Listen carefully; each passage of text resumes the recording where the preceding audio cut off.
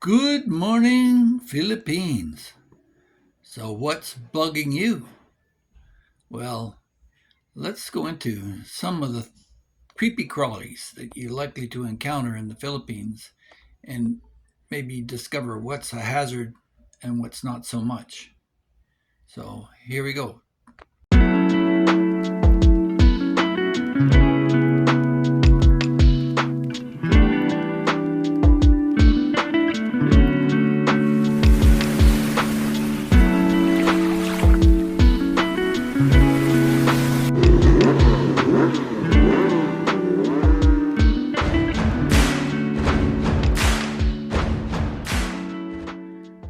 Well, probably one of the first things you're ever going to hear about any tropical climate is the mosquito and how they're harbingers of disease, everything from Zika to West Nile virus to malaria, dengue, filariasis, different types of diseases. But there's over 279 mosquito breeds or species in the Philippines, but there's only three that you really need to worry about.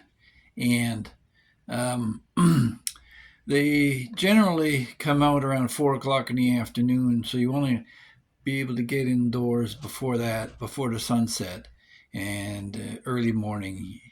They tend to be out and about with the dew.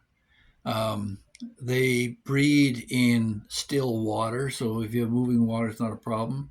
If you've got any kind of still water, I have a pond, or I did have a pond, and I always kept fish in it. The fish would eat the mosquito larvae that are on the surface.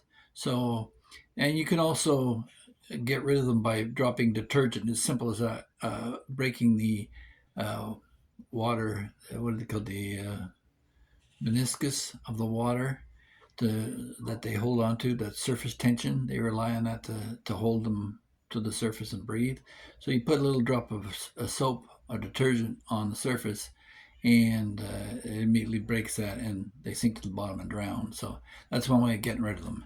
So mosquitoes are the first and foremost what you want to have to concern yourself with the Philippines.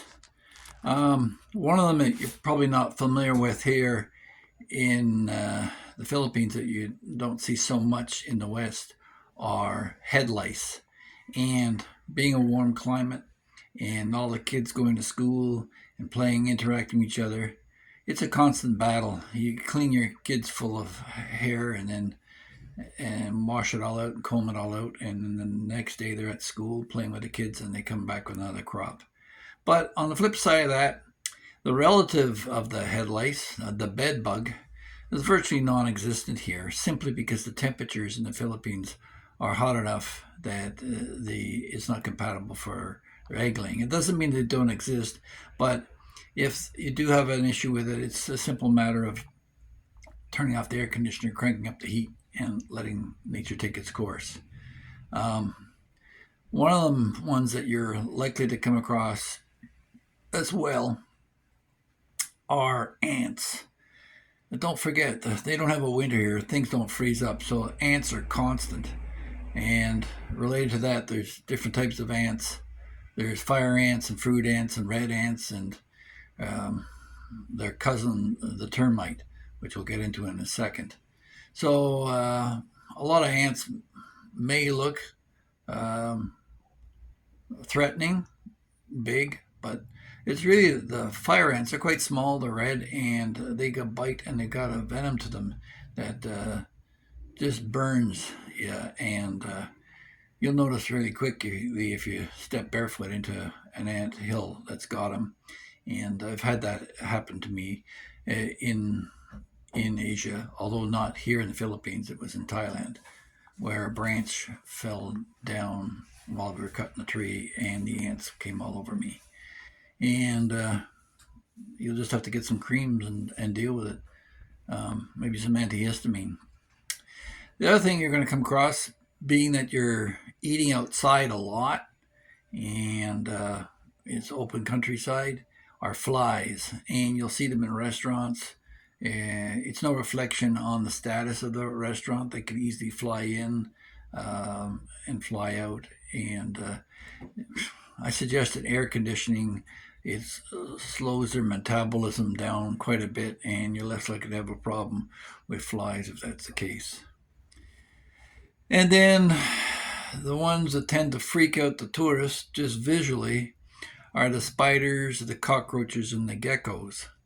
Now, we have geckos in the house all the time. I kind of like them. They're like having a pet you don't have to take care of. Um, and geckos are probably the equivalent to house mice, I guess. They're a lizard. They can crawl on the wall and the ceiling, and sometimes they may even plop on your bed.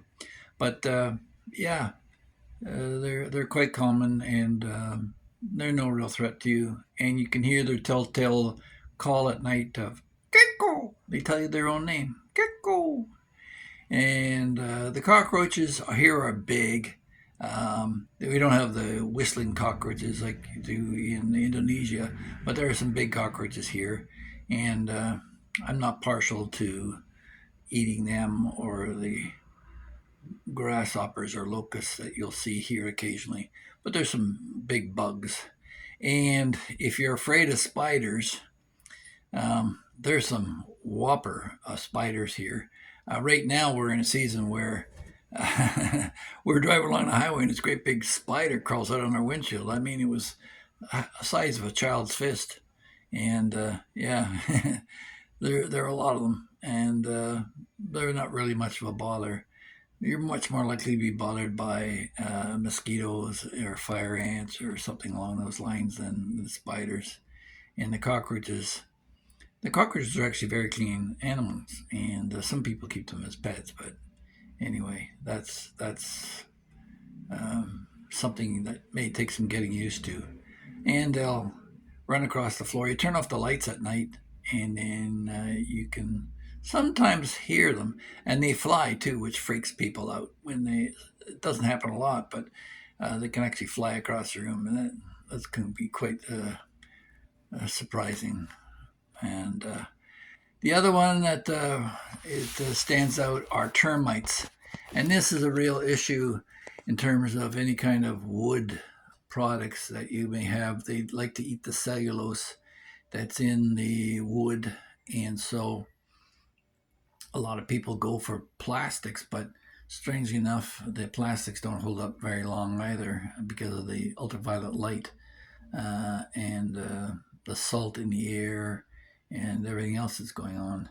So yeah, but termites, they sell termite detection kits that you can plant in the ground, but you can make your own simple piece of balsa wood in a bottle with an indicator. You can find these things online where you can make termite detectors, but they can devour the wood in short order. So you want to make sure that any wood that you have is elevated off the ground and keep an eye out for them. The termites are quite resourceful, and you can easily spot a termite mound in any kind of open field. And they have their own method of keeping the mound nest cool, which is kind of interesting because people who are building passive homes have studied the airflow in termite mounds to try and understand how to keep their own houses cool, like the termites do. So, other than that, you can have other creepy crawlies here that uh, can be more serious. We've got poisonous frogs, which you don't want to be handling. And in Cebu, we do have cobras in the northern island. They're spotted rarely, but they are there. So there are cobras here and even pythons. There are snakes, um, but you don't really come across them in the city. What you will come across, which is far more dangerous, are dogs and cats that run around the neighborhood and can be transmitters of rabies. I covered that in another video, which you can see here if you like.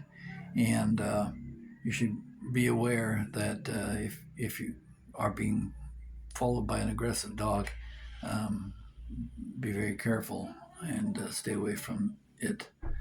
Um, and what else have we got that may be of concern? The Philippines is relatively a safe place. There are no grizzly bears or mountain lions or things like that that are going to chase you. It's the smaller things that are going to be a pain in the ass. You're going to find yourself with a bump here or a rash there. There may be some bushes that, or even trees that have toxins in them, so that you have to watch out for that as well. Especially with children, there are some poisonous plants here that if they consume, they could die. So you should educate yourself on that. Um, so, other than that, in the evening time, you'll hear some fluttering in the air sometimes, and that'll be the bats flying around looking for mosquitoes in the air. They can be your friend.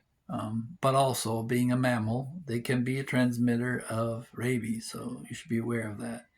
Any mammal can transmit rabies, so that's basically the hazards that I've come across. The most annoying are being mosquitoes.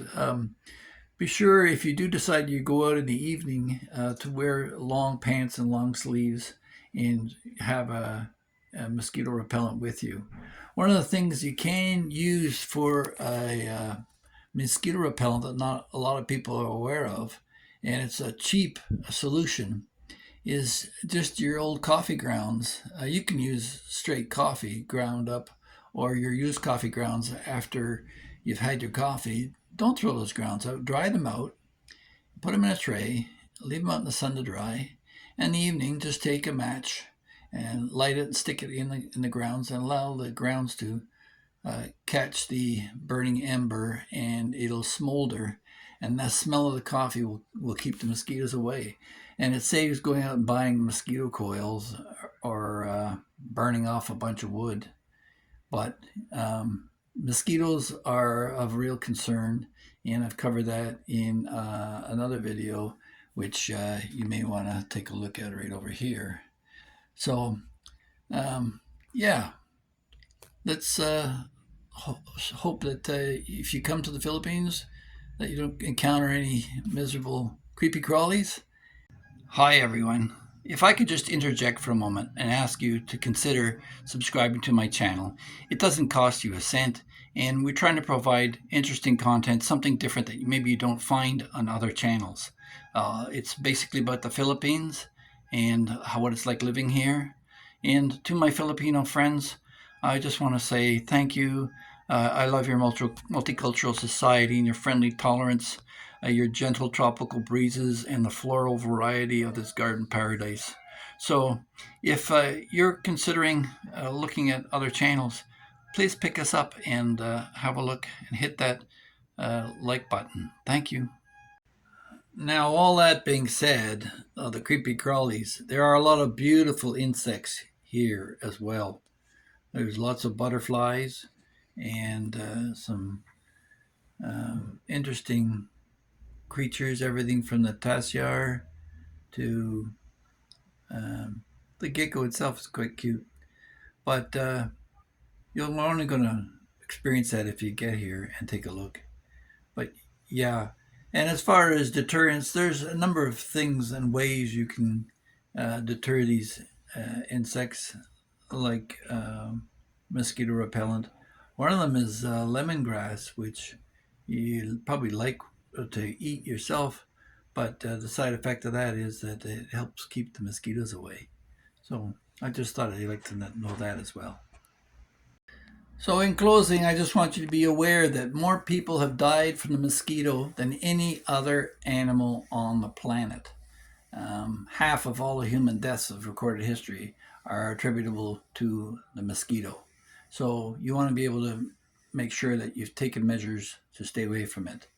Other than that, the Philippines has its own set of natural hazards. We have mudslides and floods and typhoons and storm surges and volcanoes and earthquakes, and all manner of calamity can happen here. But the people are great, and I encourage you to come out and visit. There's nothing finer than sitting on a beach with an ocean breeze that keeps the mosquitoes away and enjoying a beautiful sunset, maybe listening to a band and enjoying some coconut juice. So thanks for dropping in, and I hope you'll like, share, and subscribe. Thanks for watching.